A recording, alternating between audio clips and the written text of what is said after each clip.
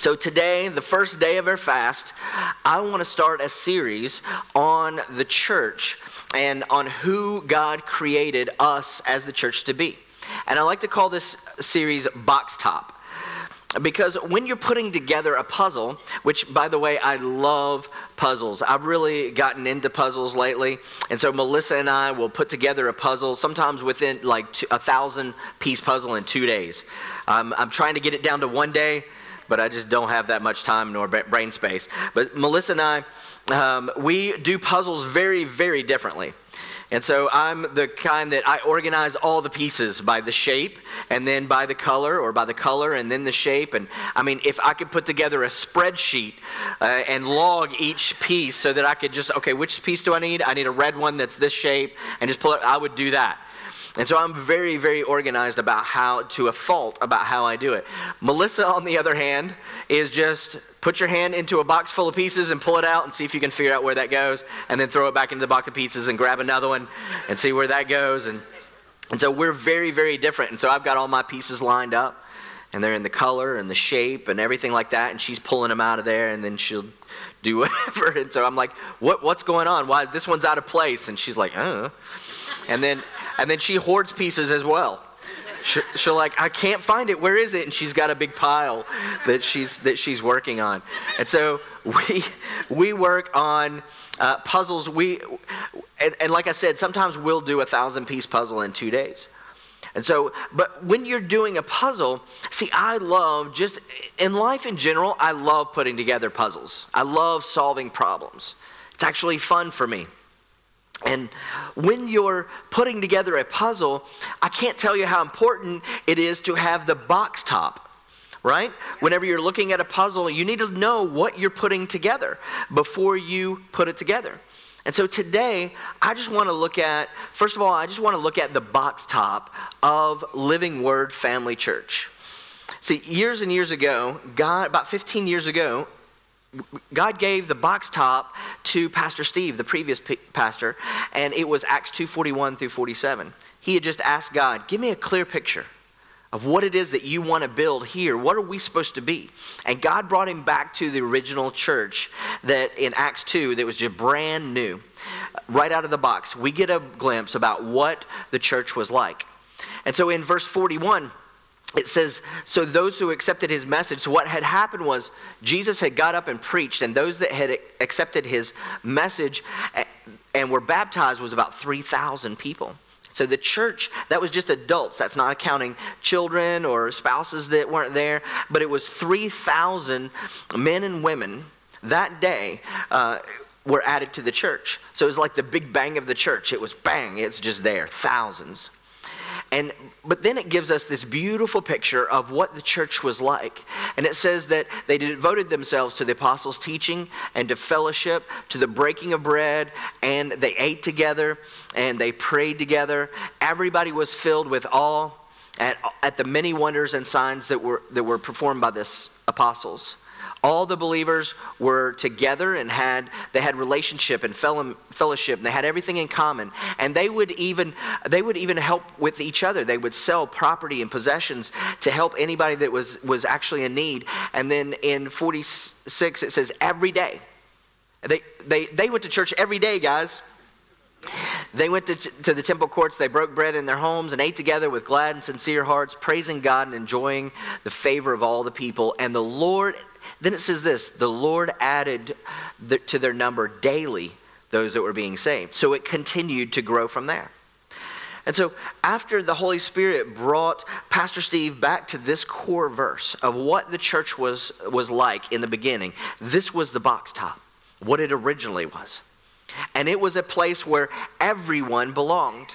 I mean, it's obvious when you read this, it's like, wow, that sounds like an amazing place. That sounds like a fun place. Sounds like an encouraging place. And it was a group of people that were there for each other, through thick, through thin.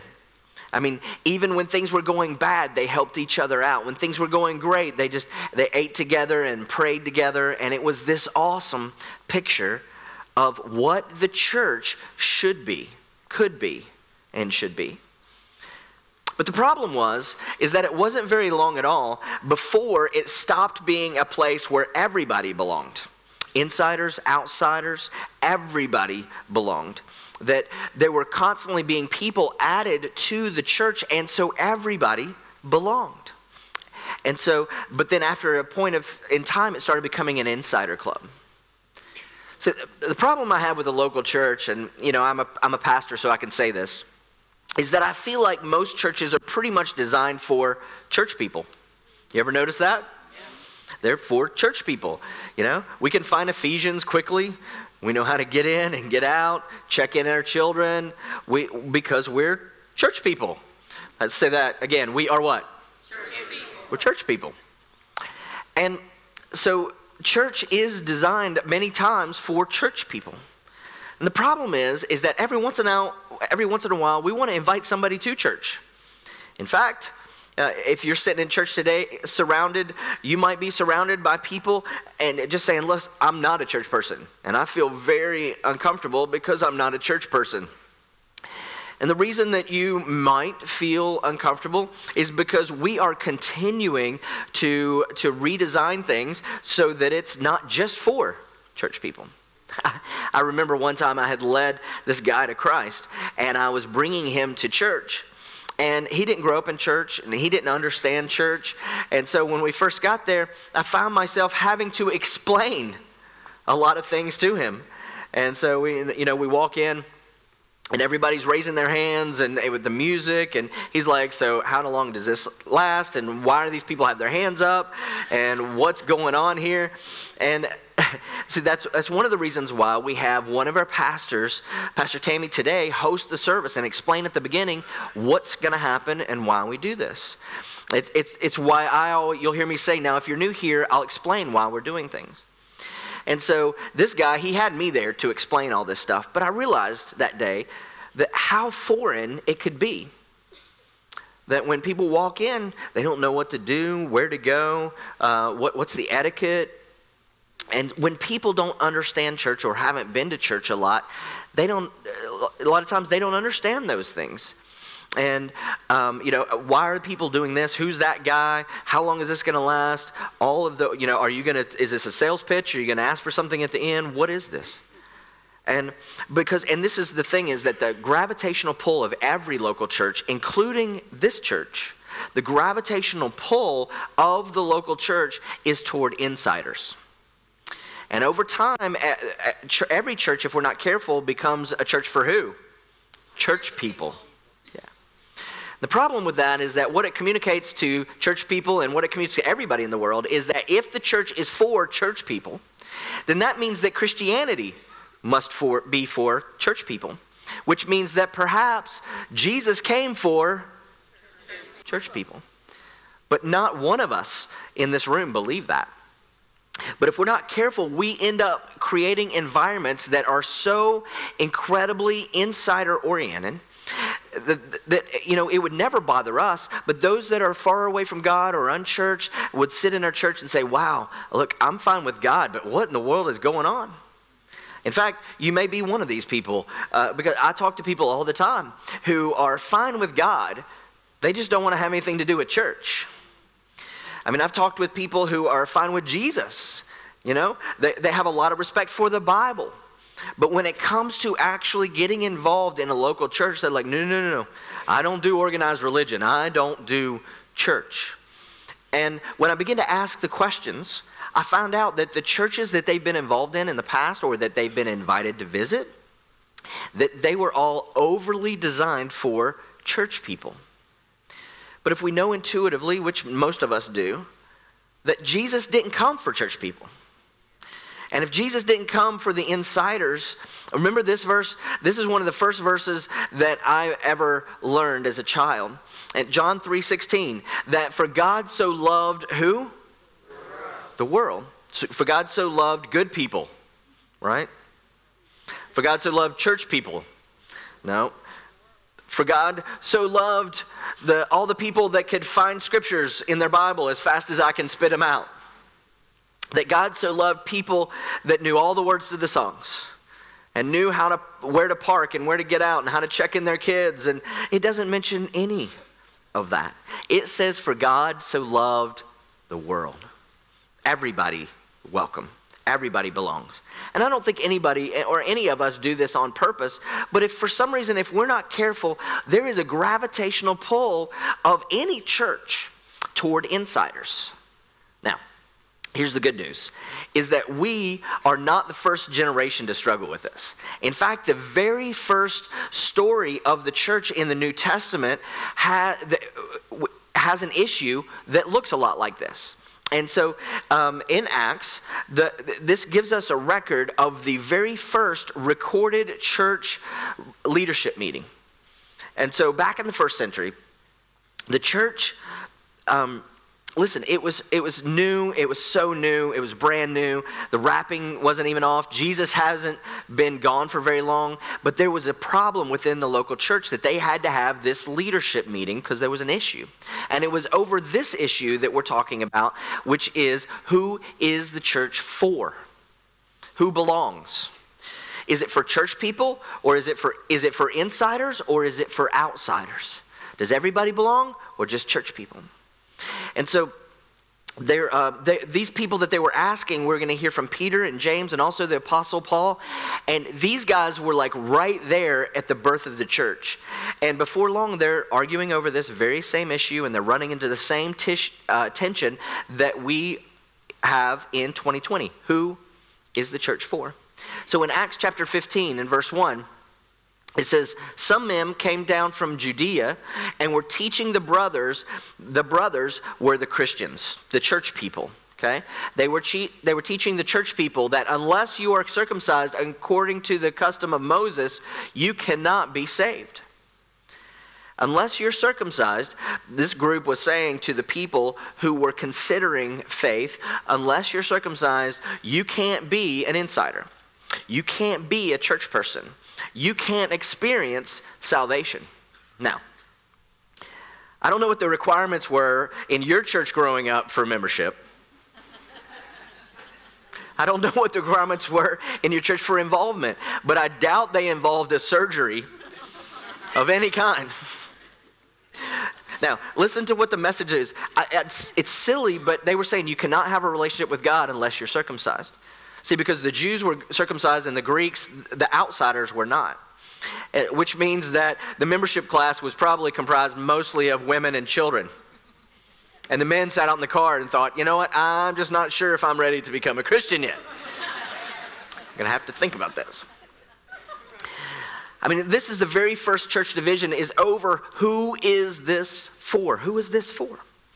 And listen, Jesus has not been gone long, and immediately the gravitational pull is that this is for us. This is for those of us who are already Christians. And of course, in this particular case, for those who were Jews, people that knew the law, when to stand up, when to sit down, and then the only way that you were able to become a Christian is if you could become like us. Verse 2. So it says, now, Paul and Barnabas, and now they had been traveling around and ministering in predominantly a Greek, non-circumcised culture, encouraging them to become Christians. And so it says that this brought Paul and Barnabas into sharp dispute and debate with them, with this group of people that were teaching this. And so Paul and Barnabas were appointed, along with some other believers, to go up to Jerusalem to see the apostles and the elders about this question. Now, in every organization, every church that you have, there's a they, the influencers, the people that are in charge. Now, in the first century, the they would be the apostles. Those are the guys that ran around with Jesus. And so what would Jesus do? They didn't have to have the bracelet. They were there. They saw, And so whenever there was a question in a local church regarding theology or practice or methods or whatever it was, they would go to these apostles, because who would know better than the guys that spent time with Jesus? So they live in Jerusalem, and now there's this division. Do men have to have surgery before they can become a Christian? I mean, do people have to basically become Jewish before they become a Christian? Who is the church for? Who belongs? Who's an outsider? Who's an insider? All of that. This whole thing is going on. And so they decided to have their very first church leadership meeting that's recorded in the Bible. And so there is a fight. It's an argument. And so in verse 4, it says, when they came to Jerusalem, they were welcomed by the church and the apostles and the elders, to whom they reported everything that God had done through them. So Paul and Barnabas, they say, listen, I know there's a division, there's a question about who's supposed to be a part of the church. Let me tell you what have experienced. And so then in verse 5, they say, now, then some of the believers, these were who belonged to the party of the Pharisees. Now, if you're familiar with the Pharisees and the Bible, these are the people who would persecute the early Christians. They were behind the crucifixion of Jesus. And particularly, these particular Pharisees had become Christians. And this is amazing, especially if you're skeptical about the Bible or Christianity. This is a group of people who were behind the crucifixion of Jesus, and after he died, after they were successful at getting rid of him, turned and became believers. Now, why would that happen? What in the world would cause a religious person like a Pharisee who killed Jesus to become a follower of Jesus? There's only one answer, and that's that there's a resurrection of Jesus. And so once there was a resurrection, they thought, well, maybe we got that one wrong. So they became followers of Jesus and joined the local church. But these were the ultimate insiders, because they knew the law, what to do, what not to do. And so these Pharisees, they stand up and they say in this leadership meeting, the Gentiles must be circumcised and required to keep the law of Moses.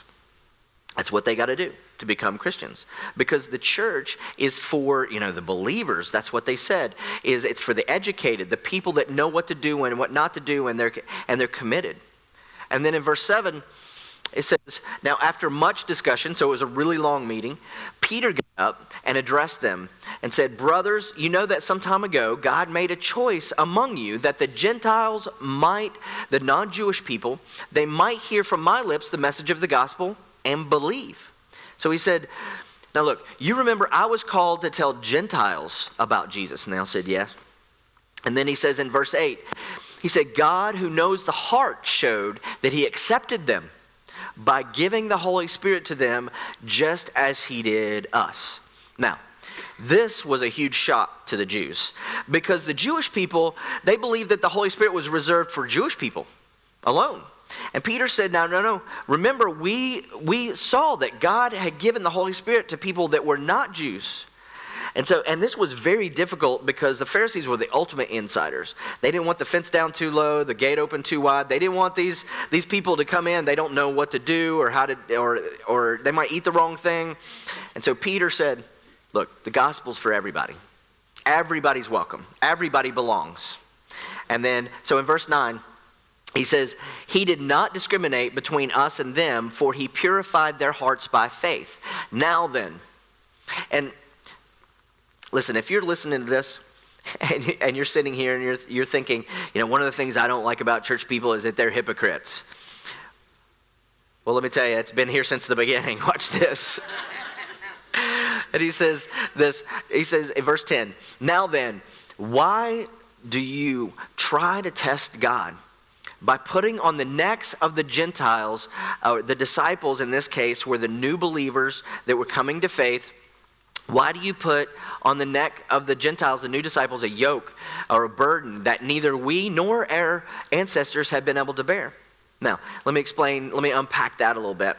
He's talking to Jewish people, insiders, right? It's the church people of that particular day. And he says, you're taking a burden, which is the law of Moses. So there were like 316 laws. Some people say 614. It depends on how you count them. But it wasn't just 10 commandments. There were about 600 more. And he's saying, you want to take all these commandments and you want to place them on the necks of these brand new Christians. In other words, you want them to keep the whole law of Moses. And then he says this. He says, come on, guys, you haven't even done very well at this. So Frank, didn't you have to go to the temple? Didn't you have to, sacrifice for your sin? And since you were a little boy, you understood the law, and you're still having to do that. And Larry, didn't you know? I saw you with a dove and a goat on the way to church. You haven't kept the law perfectly. Weren't you raised in this? Shouldn't you know better? Haven't you known the Torah since you were a little boy? Well, Frank and Larry, listen, if you guys can't pull it off, and we've been good, Jewish boys and up until we're grown men, and we understand the Jewish culture. And if we couldn't even do it, why in the world would we want to put this on the backs of these new people that are coming into the faith? And then it probably got really quiet in the meeting. And then in verse 11, he says, no, we believe that it's through the grace of our Lord Jesus that we are saved, just as they are. Now, the meeting goes on for a while, but here's what you need to know. That the number one guy in that local church in the first century was James. And the reason that when James stood up to speak, everybody hushed is because James was a very, very special person in the church in Jerusalem.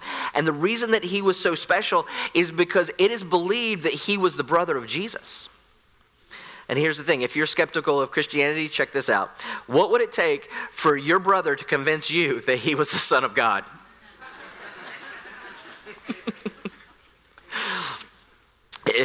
It would be like, listen, no matter what miracles you do, man, it's a good trick, but you're not the Son of God. I know, you were dead and now you're walking around, but listen, you're special and you're weird, you're a freak, but you're not God. But here's what we know, is that James, the brother of Jesus, didn't become a follower of Jesus until later in the game, after the crucifixion. And so it's like, man, that's my brother. You guys are taking him way too seriously. But James became a follower of Jesus. And so James is like the guy in the meeting. And so James, the brother of Jesus, stands. And when he stands to speak, everybody listens. And so he kind of stands back. He listens to the whole conversation. And here's what I love that James said. I think this should be the marching order for every church leader, anybody that's serious about starting a church. Listen to what he says. He says, it is my judgment. And now when James said, this is my judgment, what he's saying is, this is the decision. Okay? I've listened to the debate, and here's the decision. He says, it is my judgment, therefore, my decision, that we should not make it, what's the word? Difficult. We should not make it difficult for the Gentiles that are turning to God. We shouldn't make it difficult to the new Christians that are turning to God. That the mission of the local church in the first century is that we shouldn't make it difficult to those that are turning to God. In other words, anything that is in our church that might be a stumbling block culturally for the people, we want to get rid of that. Now, the interesting thing is this, is that the cross is a stumbling block. And I'm okay with that. I mean, you get closer and closer, you keep coming, but eventually you got to make a decision about Jesus. And people stumble over Jesus and will say, I'll take God, but I don't want to do this whole Jesus is the only way thing. And so people are going to get crazy and they're going to get mixed up and emotional about Jesus and the cross. And that's okay, because they need to get through that. But what I'm saying is, let's not put a whole lot of things in their way on the way to the cross. We don't want them to get confused before they get to the cross. And what James said was, in the local church, let's make it our vision to not make it difficult. Another way to say that is that let's do everything that we can to make it easy for those that are turning to God, that everybody belongs. Let's make it easy for those who are turning to God. The church, the local church, my church, your church, our church, should be characterized by an environment and an atmosphere and a spirit that says we're going to do everything we can to make it easier for people, to help them move toward and pursue intimacy and a relationship with God, that everybody belongs. He's invited everybody to call him Father. So in verse 20, he says, instead, we should write to them. He's talking about all these Gentile cities that are waiting with bated breath. Do I have to have surgery to become a Christian? And so so what he does is he takes about 600 commandments and he boils it down to a few things. He said we should write them to tell them to abstain from food polluted by idols. That was offensive to Jews, sexual immorality, and from the meat of strangled animals, and from blood, because that was offensive to Jewish people. And then in verse 21, it says, for Moses, the law of Moses has been preached in every city from the earliest times and is read in the synagogues. on every Sabbath. And so this is interesting. He says there are a few things that we'd like to ask of our Gentile believers that for them to do. Let's ask them not to offend strict dietary Jewish laws. Not because it's a sin to do these things, but because Moses has been taught in all these cities, and there's a lot of people that are offended by this kind of thing. So let's have some unity. Let's have some sensitivity to the insiders as well a little bit, and to the things that they're sensitive to. But let's not strap on 600 other laws to keep people from coming to faith. And so in verse 30, it says, so the men were sent off, they agreed, and so they sent out to all these churches and all these new churches that are around all these areas. And so the men were sent off, and they went to Antioch, and they were gathered the church together and delivered the letter. This is the letter. It just came from the meeting. The big guy, James, made a decision, and here's the decision. The people read it, and were glad for its encouraging message. And I'm sure especially the men were excited about that. But you know what's so interesting about that is that it's so clear. The brother of Jesus says, here's your marching orders. Let's not make it difficult. Everyone belongs. However, in 1091, the Pope, the leader of Western Christianity, the Pope issues an edict that we're going to go to war against unbelievers, and sent thousands of men into Jerusalem to reclaim real estate and take the lives of tens of thousands of people. Then it gets worse. In the 1400s, the Spanish Inquisition, the church, us, followers of Christ, arrested and tortured people because of all kinds of ridiculous things just in order to grab land. Nothing reflecting the message of Jesus in the New Testament. Then the Reformation came along, Martin Luther, and amazingly there was this new wave of enthusiasm around people being able to embrace their own Bible and faith. And then we have the birth of denominations, and we make it difficult all over again. And I don't understand this exactly, but we're all potential victims of it. For you that are followers of Christ, and for those of you that are still trying to figure it out. For some reason, the local church will always gravitate toward making this for insiders. It'll always gravitate to try to make it difficult to those that want more of Jesus. And I think that one of the commitments that we can make, not only here but over the whole country, is that every now and then we're going to sit down and ask the question, what are we doing culturally that's making it difficult for people to get in? And maybe you're sitting here today and you haven't come to terms with the Jesus thing yet. You're still trying to figure out the Bible or the God thing. If you're listening to this message, I just want to let you know you're in a church that's dedicated to figuring this out. In fact, one of the reasons why maybe you've enjoyed attending here is because you're around people that are figuring out how to take away some of the difficulties. And here's the thing, is that one of the things that you're experiencing, even though maybe you haven't thought about it in these terms, is you're around a group of people that are committed to take out everything that is a hurdle except for the one thing that you've got to grapple with. And that's not what kind of church it is, what kind of music that we play. Is it casual? Do I have to dress up? The issue is this: who is Jesus to you? And I think it's okay to wrestle with the cross, for the cross to be that hurdle. But in the meantime, we're willing to do anything we can do short of sin to take away any hurdle that would cause you to not turn to God. And that's because I believe that this is for everybody, that everybody belongs. This is the gospel, that everybody's invited, right? That everybody fits in the same way. Everybody belongs. Everybody can meet the requirement. See, everybody's welcome, which means that we have to create an environment where all the rungs are on the ladder. You know, a lot of churches, you just have the top rungs in the ladder. There's people that know how to find Ephesians and know where to park and the words of the songs and how to check in their kids. But we want to have a church with all the rungs in the ladder because we believe it's a place where everybody belongs. It's a place for the person who has had a bad experience in a church, a person who doesn't know Jesus yet. It's for the person who maybe has walked away from Jesus, the person that doesn't know how to dress in church. We want to have all the rungs on the ladder because we believe that the local church, Living Word, is for everybody. The gospel is for everybody. Everybody is invited.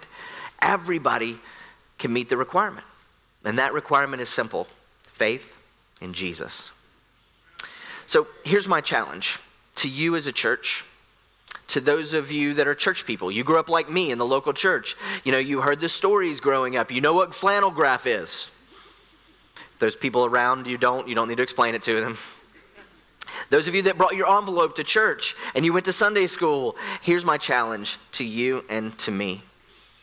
For our generation, let's be a generation of people, church people, volunteers, those of you that are leaders, those of you that are attenders. Let's be a church that has all the rungs back in the ladder, that people could belong.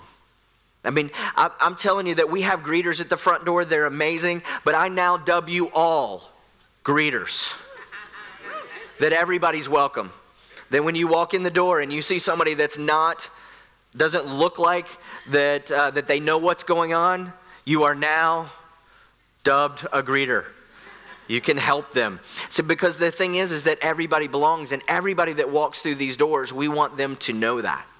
We want them to know that. And it's not just the job of the particular volunteer that they're dealing with. That's all of us. That's all of us together. Is that right? See, Christianity is for everybody. I believe that the local church, our church, should be for everybody. What James says, that we should not make it difficult for those returning to God. Is that right?